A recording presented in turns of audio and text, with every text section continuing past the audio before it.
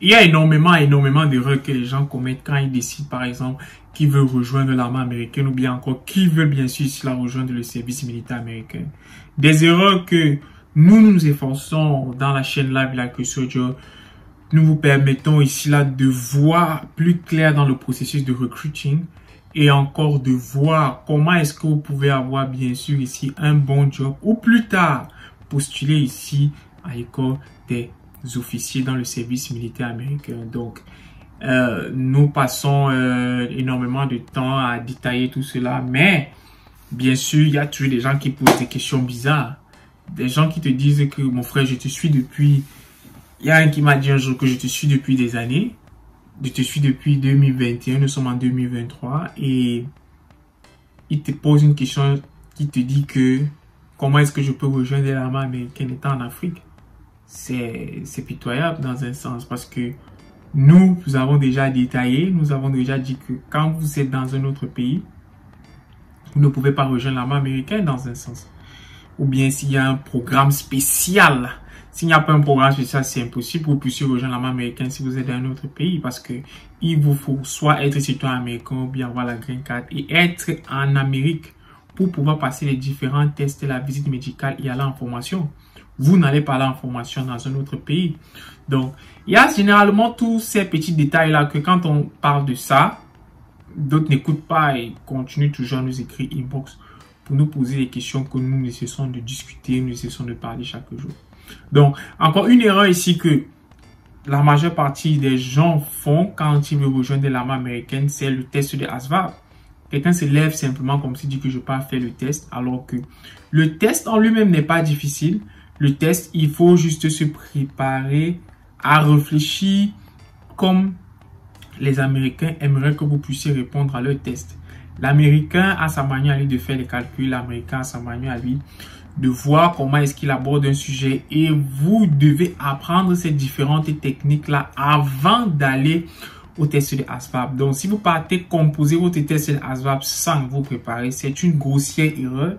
Même si vous le passez avec une note très basse, le choix des jobs sera vraiment très réduit parce que si on part dans la base selon laquelle vous n'êtes pas citoyen américain, beaucoup de jobs sont fermés déjà d'abord pour vous.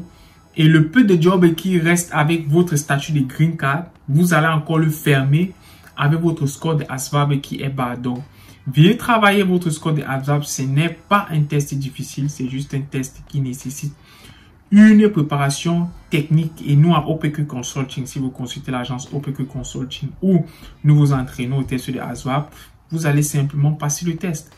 Une autre erreur que les gens commettent quand ils décident de rejoindre le service militaire américain, c'est qu'ils ne savent pas le type de job qu'ils veulent faire. Des gens se lèvent juste et partent trouver un recruteur. Écoutez, quand vous partez voir un recruteur et que vous ne connaissez pas le type de job que vous allez faire, ce recruteur simplement se frotte les mains. Tout simplement pourquoi? Parce que le rôle du recruteur, et je le dis toujours, le rôle du recruteur, c'est de recruter. C'est un recruteur, la plupart des recruteurs, 95% des recruteurs s'en fichent pas mal du type de job que vous allez faire. Tout ce qu'ils veulent faire, c'est de remplir les nombres.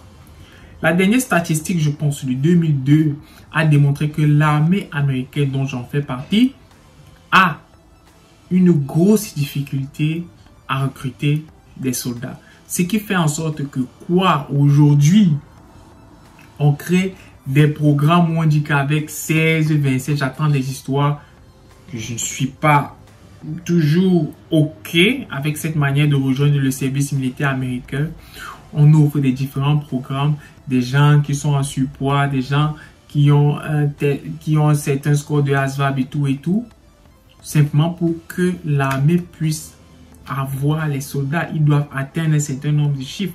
Donc, quand vous partez rencontrer un recruteur et que vous ne savez pas ce que vous voulez faire, ce recruteur-là peut vous vendre un job. Je dis bien, il vous vend le rêve. Il peut vous vendre un job que ça ne sert à rien. Et vous dit que ce job-là est bon.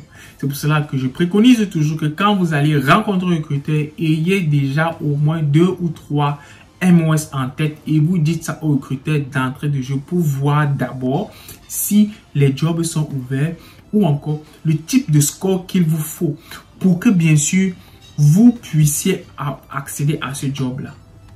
Une autre erreur encore que beaucoup de personnes commettent quand ils décident de rejoindre le service militaire américain, c'est de savoir quel est le type de comportement humain qu'ils veulent choisir. Quelqu'un te dit, j'ai un ami, je connais quelqu'un qui est National Guard, alors je vais devenir National Guard. Je connais quelqu'un qui est réserviste, alors je vais devenir réserviste. Je connais quelqu'un qui est Active Duty, alors je vais devenir Active Duty. C'est une fausse manière de penser.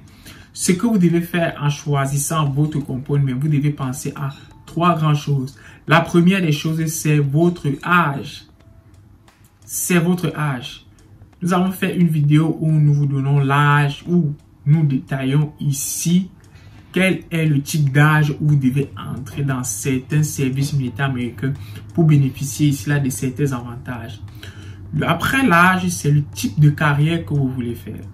Quand j'entends ici par type de carrière, c'est le type d'école ou bien le type de job, bien le type de position que vous voyez faire à la fin de votre carrière. Parce qu'il faut noter une chose, c'est quoi? C'est que avant d'entrer dans l'armée américaine, vous devez déjà penser à comment est-ce que vous allez sortir de l'armée américaine. Et pour bien sortir de l'armée américaine, il vous faut avoir un diplôme américain, c'est-à-dire un bachelor degree, ou encore avec ce bachelor degree là, vous devez associer des années d'expertise dans un domaine donné.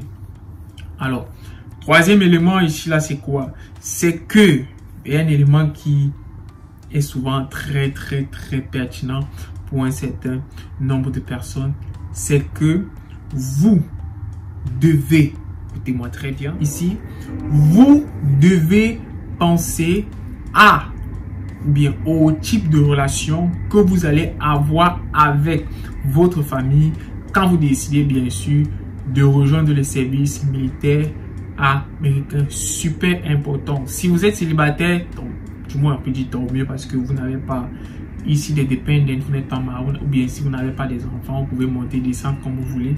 Mais si vous êtes marié encore, ou bien si vous avez des enfants et tout ce qui va avec, vous devez prendre une décision en fonction de votre progéniture et le temps d'avoir une conversation constructive avec votre épouse. Tout simplement pourquoi? Parce que quand vous décidez d'être soldat américain, cela va jouer sur toute votre famille entière jusqu'à la fin de vos jours. Donc, essayez de ne pas commettre ces différents types d'erreurs quand vous décidez bien sûr de rejoindre le service américain. Et bien sûr, si vous avez besoin de certains conseils, bien vouloir nous m'écrire sur Instagram là, sur ma page personnelle, ou encore nous écrire sur OPQ Consulting pour 1 heure de consultation pour que nous puissions discuter des différents choix que vous avez quand vous voulez bien sûr rejoindre le service militaire américain.